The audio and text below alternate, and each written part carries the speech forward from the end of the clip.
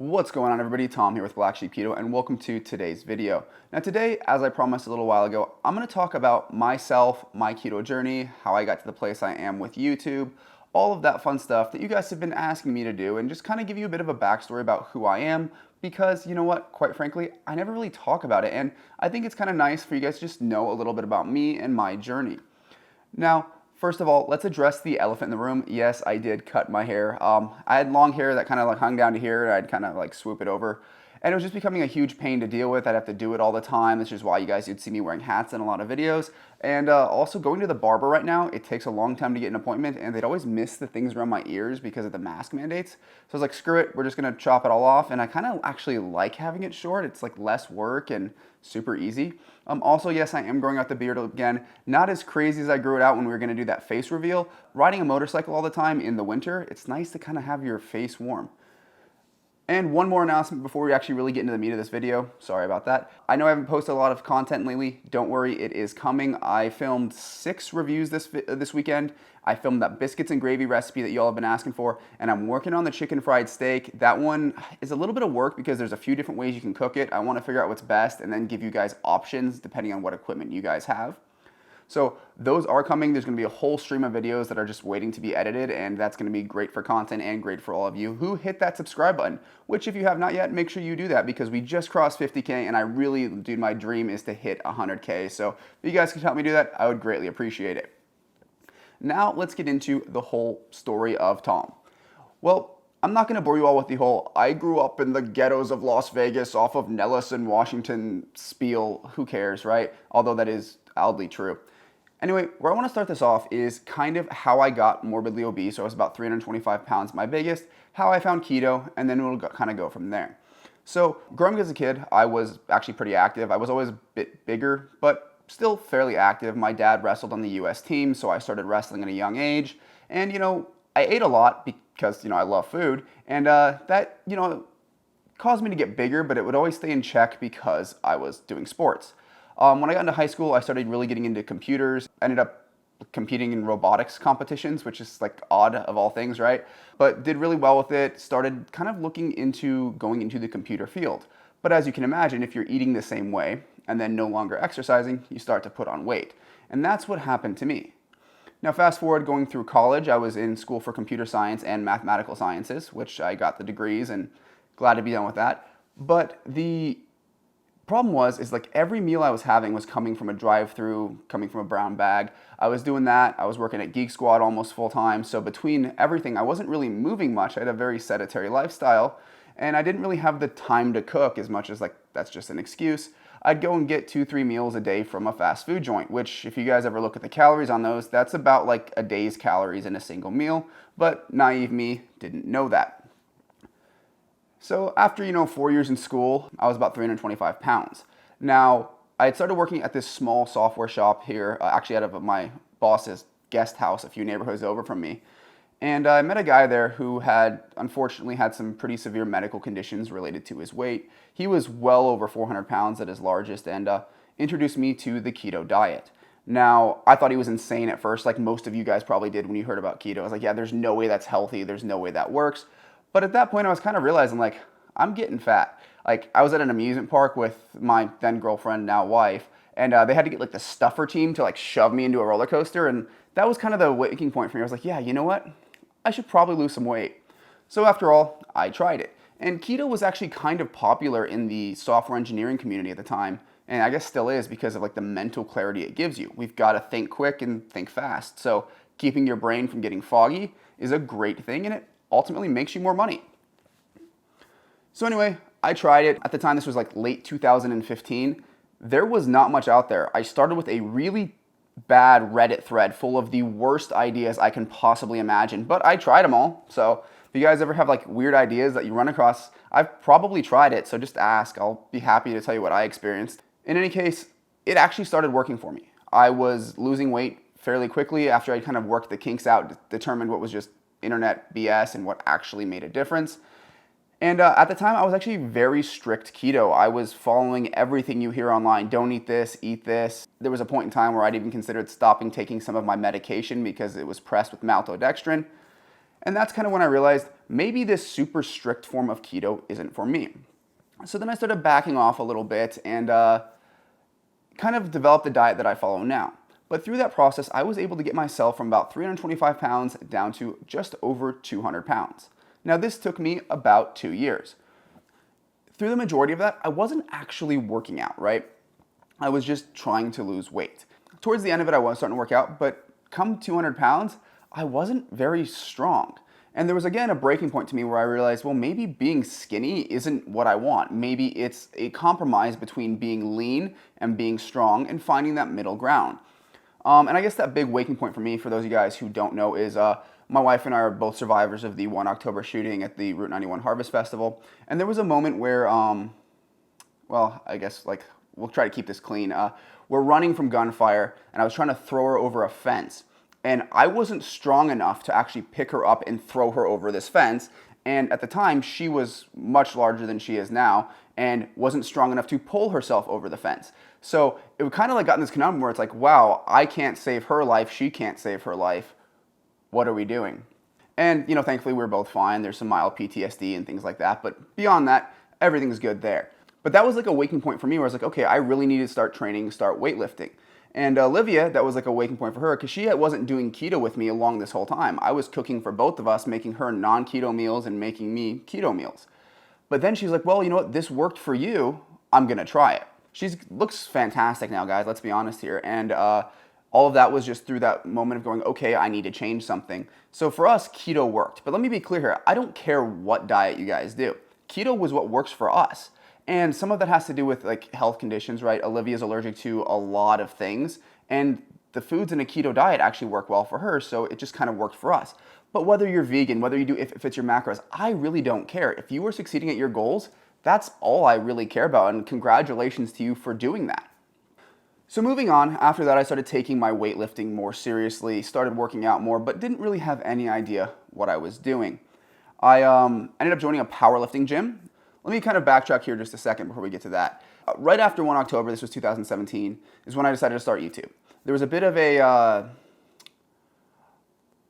don't want to say guilt in my mind, but there was a moment where I was like, well, I lived through this. The guy standing right in front of me did not. So there's some reason that I'm still here. And clearly, like, writing software is fun, but it doesn't really help anyone. So I was like, well, I've lost all this weight. All my friends are asking me how I did it. Let me just start posting to YouTube. Maybe I can help somebody. If I can help somebody, that's a great thing for me. It makes me feel great. And every time you guys leave those comments, it's an amazing feeling for me because that was my goal all along. So then you guys can see, if you go all the way back to those horrible, cringy videos that I filmed way back in like 2017, you guys can see back then I was a lot thinner than I was now. So then I started bulking up, doing all that fun stuff, trying to put on weight and trying to put on muscle mass. And that is kind of where I still am today. I ended up starting training at a powerlifting facility, I don't know, probably 2 years ago. And met a lot of guys there who really helped me through the process. And, I was getting to the point where I could bench well over 250 pounds. My deadlift was like almost 600. I was so upset that COVID came and I never hit the 600. So they really helped me get through that and learn how to actually build muscle. Now, through this whole time, I have been keto. All of my bulks, all of my cuts, everything has been keto. Am I going to lie to you and say that I never have a cheat meal? No, I'm very honest with you guys. Like, Thanksgiving was last weekend. By the way, happy belated Thanksgiving. I went to my family's house. My mom cooked an amazing meal. I ate it. Why? Because it's a special occasion. Occasionally, I will have things that are not keto, and it's just part of, like, I hate the saying treat yourself because I feel like that gets, like, abused. But in some ways, it's a treat. Look at it as a treat. Have it every now and then. Enjoy it while you have it, and then just go back to reality. And that kind of puts us where we are now, where, I've got a full powerlifting setup in my house. I lift all the time. It makes me feel great. I'm getting stronger. And I'm not really so focused on being ultra lean. I know some people, that's their goals. But for me, I want to stay a healthy weight, obviously. But I've noticed that, like, if I have a little bit more, fat on my body, I can lift more weight. I can do more things. I can build more. And I mean, I wear a size 34 to 36 jeans and I'm 6'4". So I wouldn't consider myself fat, but I'm definitely not 6% body fat. And I realized, though, at one point in time, that was my goal. That's not for me. It's really just not. I like being strong and being able to move a lot of weight. And that's what really does it for me and keeps me motivated to keep doing all this.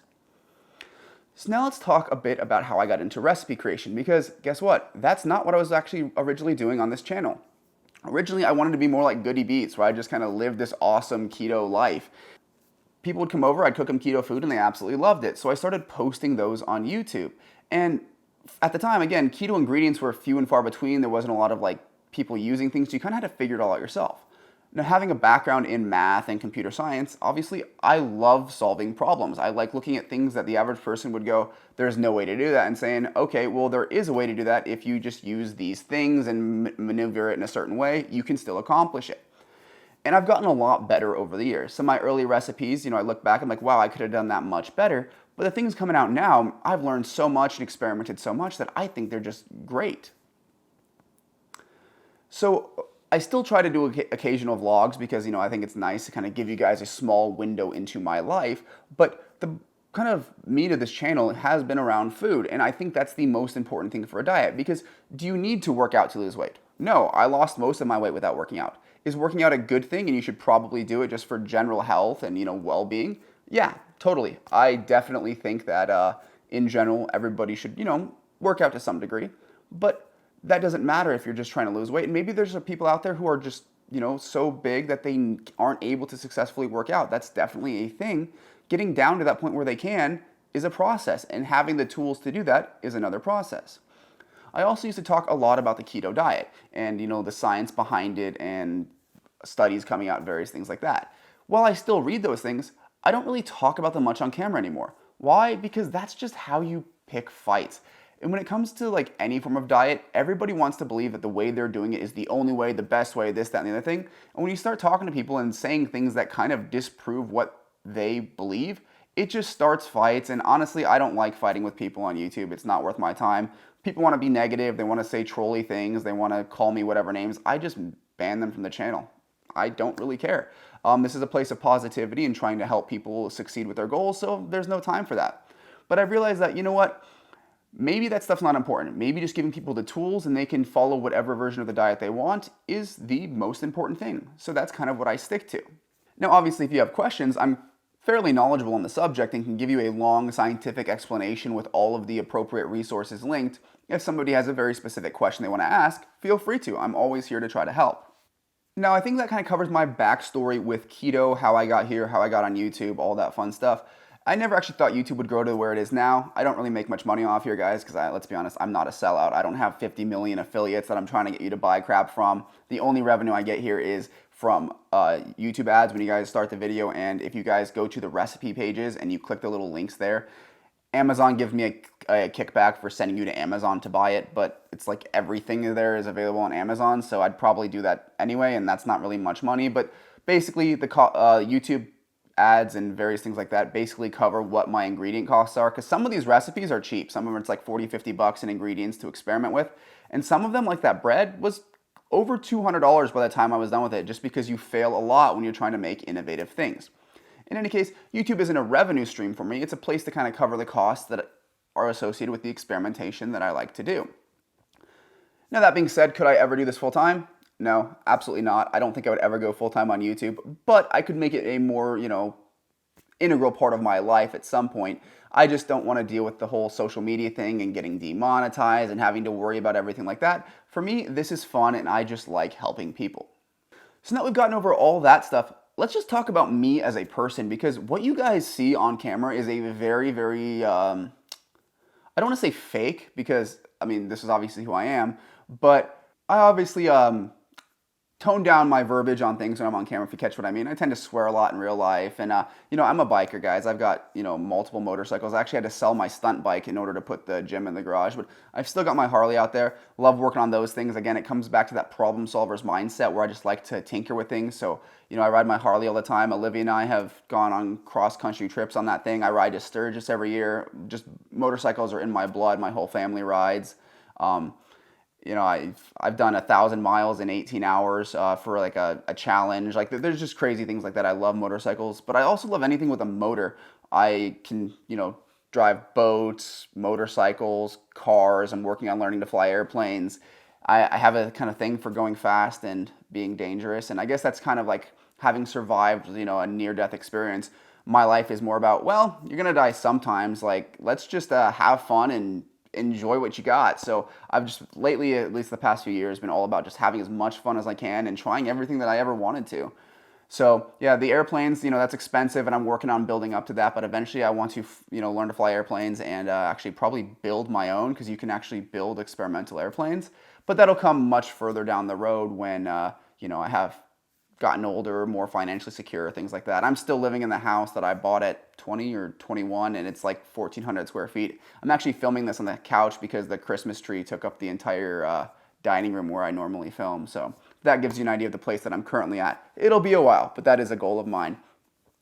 Other things you guys probably don't know about me, or maybe you do. I grew up in Las Vegas, which is kind of an odd place to grow up if you really think about it. Most people's kind of vision is like the Strip, but I always grew up kind of on the outskirts of town, though this city has grown so much in the last few years that there really is no outskirts. I currently live on like the last street in the city, but everything's just getting built up around me, so now I actually have to deal with people. Not a big fan of traffic, not a big fan of dealing with people. I find that for one reason or another, a lot of people just tend to be aggressive towards everybody else and that they run into in life. Not a huge fan of that. I kind of like that more small town vibe, but Vegas is where the company I work for is, and Vegas is where I'm going to be for now. But eventually I'd like to get to a smaller town. There's a few not far out of Vegas that I've looked at and would consider moving to eventually, but I don't see myself being in Vegas forever. But it is kind of an interesting place to be. On a normal weekend night, there's a million things going on. And even with COVID, there's still a lot going on if you're willing to brave the Las Vegas Strip, which I typically am not, COVID or not. But, if I want to go see a show, I have friends that are cirque performers. I've got friends in bands. I've got all sorts of crazy stuff that I can do at any given time. So for me, being 26 years old, like I am now, this is actually kind of a cool place to spend my 20s, right? Albeit, if you want to do anything on the Strip, it's very expensive. I think last time I was in a nightclub, I paid $18 for a bottle of Bud Light. Yeah, granted, I was like 22 at the time, so hence the Bud Light. Now, I think that covers basically anything that I can personally think of. I know you guys probably have other questions. Feel free to drop them in the comment section because, I'd love for you guys to know more about me. I just never know how to approach this subject, and it kind of feels like egocentric to just sit here and talk about me for this long. If I can think of anything, let me see real quick. Yeah, I think that pretty much covers it. I mean, I guess I'm really just like your average Joe, and I think that's kind of what makes this channel special. A lot of these keto channels that you see, they are, bodybuilders, fitness competitors. They make money in the fitness industry. I don't. My money comes from sitting at a computer writing code all day. This covers my expenses for actually having a YouTube channel, and you guys kind of get the real opinion from somebody who's literally just living this life. I don't really have any ulterior motives. I'm not influenced by the fitness industry. I don't really care. I'm just here to provide, something that could be helpful to all of you guys out there. So with that, I think it is time that I close out the video. If you like this video, make sure you leave it a like. If you have any questions, comments, other things you want to know about me that I didn't answer, leave them down in the comment section. And if you have not subscribed yet, make sure you guys hit that subscribe button and ring the bell. I really one day would love to have 100,000. We just crossed 50,000, so that would actually help me out a ton. But with that, I will see you all in the next one.